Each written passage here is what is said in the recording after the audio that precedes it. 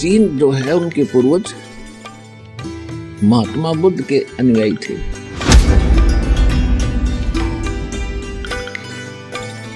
और महात्मा बुद्ध स्वर्ग से ही सीधा वो मनुष्य जीवन प्राप्त किया था उसने।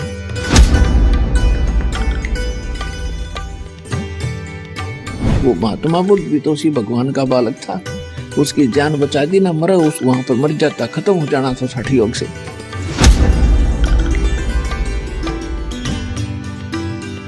स्वस्थ हुआ तब उसने कहा था starvation could not lead to salvation. भूखा मरण तो भगवान नहीं मिल सकता।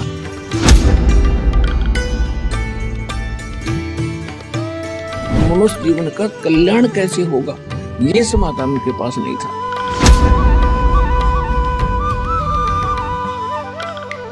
और ये सच्चा है, किसी डोम भाट का बताया ज्ञान नहीं है, ये गॉड गिवन स्पिरिचुअल नॉलेज है।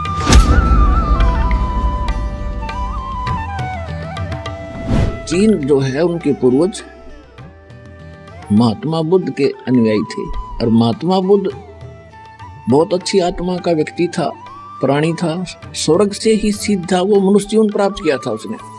अब क्या होता, जो इंसान स्वर्ग को छोड़कर यहाँ जन्म लेता है मनुष्य का तुरंत, क्योंकि पिछले घने पुण्यकर्मी प्राणी होते हैं, उनको ऐसा एकाध के साथ ऐसा घटना घटती है, तो उसको जो सुख स्वर्ग में था वो यहाँ हो ही नहीं सकता।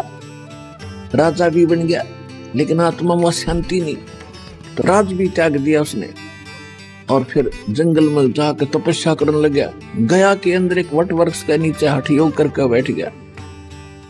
परमात्मा अपने बच्चों के साथ रहते हैं। वो महात्मा बुद्ध भी तो उसी भगवान का बालक था। उसकी जान बचा दी ना, मरा उस वहां पर मर जाता, खत्म हो जाना था हठ योग से। एक माई को प्रेरणा करी, उसका मुंह का खीर लगा दी। पहले दिन थोड़ी सी खाई, अगले दिन थोड़ी फिर खा कर उसका शरीर ठीक सा हुआ, स्वस्थ हुआ। तब उसने कहा था starvation could not lead to salvation. भूखा मरण तो भगवान नहीं मिल सकता, आत्मा का कल्याण नहीं। अब कारण क्या था कि उसने कोई गुरु मिला नहीं और अपना ज्ञान उसको था ही नहीं। उसने कुछ अच्छी आत्मा जो होती है, अच्छी शिक्षाएं तो घर के भी दे देते हैं। पड़ोसी अच्छा आदमी होगा, वो भी अपने दूसरों के भी, अपने बच्चों को अच्छी शिक्षा तो वो भी बता देता है। तो उसने कुछ पॉइंट से बना लिए अच्छी शिक्षा के, वो जाकर प्रचार करने लग गया। कोई नाम नहीं, कोई मंत्र नहीं, कोई राम नहीं। तो इस प्रकार का जो ज्ञान है ये सबको अच्छा लगे। भाई बीड़ी ना पियो, आत्मा ना दुखाइयो, किसी ने तंग ना करियो, अपना लेकर दे दियो, बड़ी अच्छी बात, आम आदमी स्वीकार करे इसने। तो केवल इतना ही काम नहीं, ये तो एक मनुष्य जीवन का स्वाभाविक क्रम है, ये तो अच्छी बात है, कोई ऐसा प्रचार करता है। लेकिन इस मनुष्य जीवन का कल्याण कैसे होगा, ये समाधान उनके पास नहीं था। अब उनके पूर्वजों को जब तक वो उनकी साधना पूजा जैसे भी बताया करते थे, करते रहे। कोई छोटा मोटा मंत्र जंत्र, जैसे कोई गीता का श्लोक ले लिया, ये अपने आप ही वो किया करते थे। महात्मा बुद्ध की तरफ से कोई साधना उनको नहीं बताई गई थी।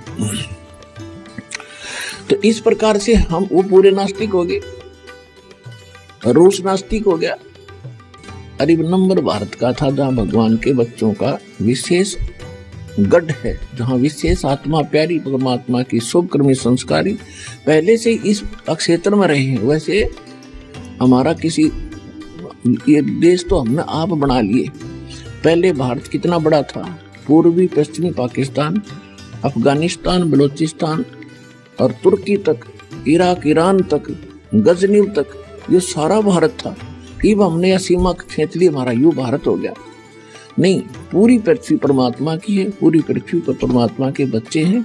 हमने एक दूसरे के साथ बड़े प्यार से रहना चाहिए। जब ज्ञान आपको होगा, काल हमें बांट के, हमें मजहबों में बांटा, हमें सीमाएं बनाकर लड़ा लड़ा कर मार रहा है। हमने कुछ सोचना पड़ेगा। कितने दिन क्लियर हो गया? आज एक सैनिक हिंदुस्तान में और उस पाकिस्तान के साथ मरने मारने को खड़ा कि ये मेरा देश है, और उस बच्चे की मृत्यु हो जाएगी तो बड़ा होकर के वो मनमान पाकिस्तान में जन्म हो जाए, क्योंकि हम पहले इकट्ठे ही तो थे, संस्कार मिले जुले। और फिर सैनिक हो गया तो हिंदुस्तान का नहीं मुंह कर लिया, अगर कि किसने मारूंगा, मेरा पाकिस्तान। तो यह भूल लग रही है अपने। हमने नेक नीति से रहना चाहिए। जितना क्षेत्र अपना उसी में सब्र करो और भगवान ने याद करो, वहाँ चलेंगे इसी लोक में, जहाँ सीमाएं कोई नहीं।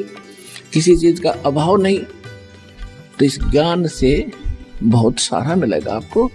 और ये सच्चा है, किसी डोम भाट का बताया ज्ञान नहीं है, ये गॉड गिवन स्पिरिचुअल नॉलेज है, जो हमारे यहाँ व्यवहारिक जीवन में भी हमारे को ये साथ देगा, सहयोग देगा, हमें सुखी करेगा, जीने की राह मिलेगी और मोक्ष भी मिलेगा। ये दोनों काम होंगे इस परमात्मा ज्ञान से।